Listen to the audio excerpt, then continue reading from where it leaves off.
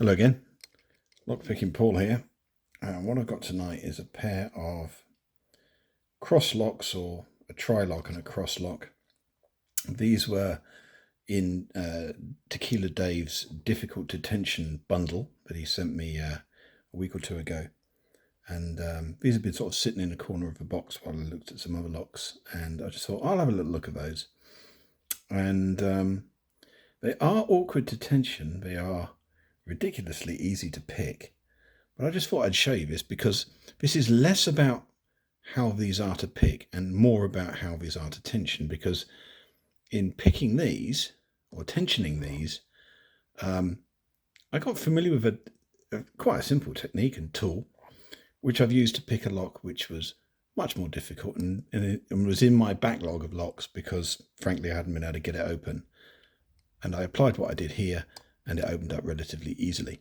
So without too much further ado, we'll get these in a vise and I'll go through it.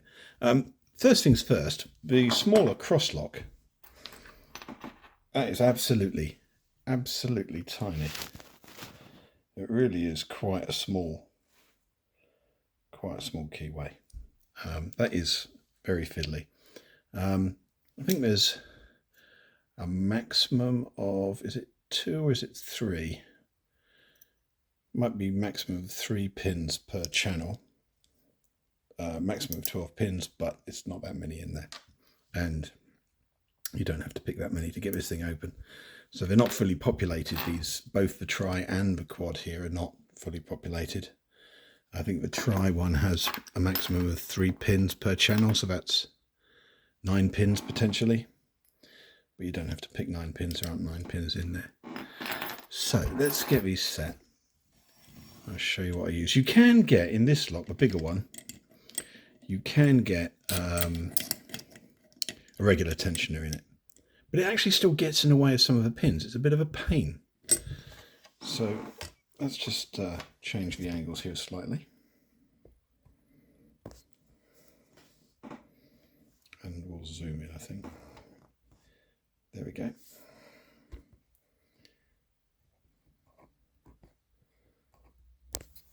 So what I use is the Humble hair grip.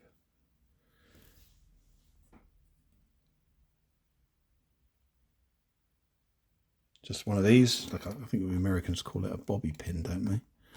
I've got several of these now attached to my kit.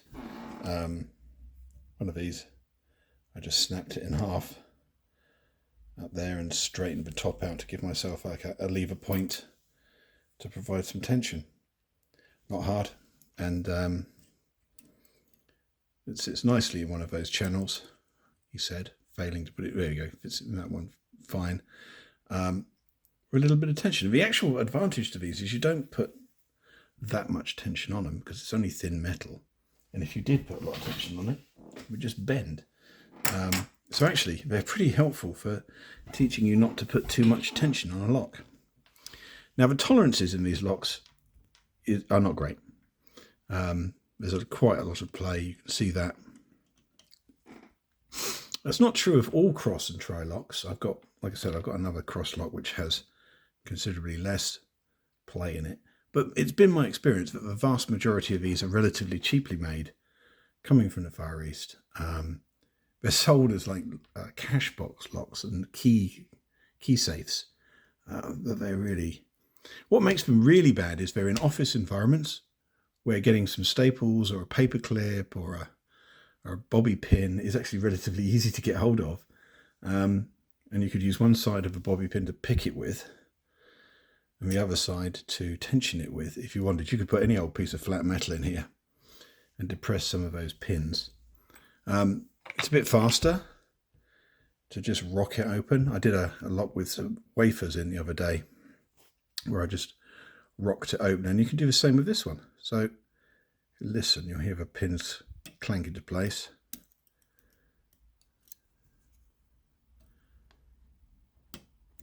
That was a pin setting.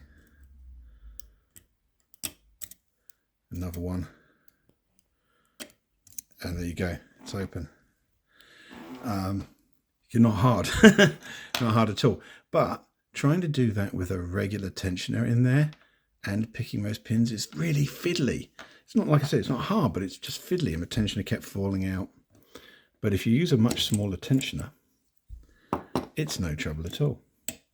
So now I've got a whole strip of those hair grips attached to my picking tool set, because they're very handy to have about. And since I've been using them, I've used them on a lot more locks.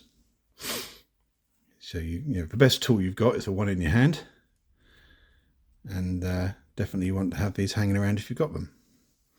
So I'll do the same with this lock. Just going to slide it in along the top of the pins and give it a rotate.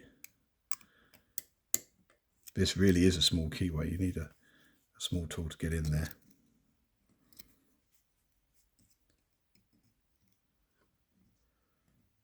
Right, let's try those ones at that side. Oh, move that, put it back.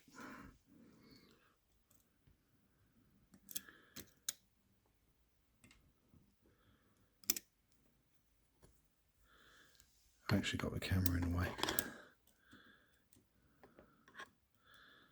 I'm going to have to move that because the camera is actually in the way. There you go. So that's the second pin, and should open soon. There you go. So again, really easy to open if you're using the right tool. So, defeated. Thank you again, Dave.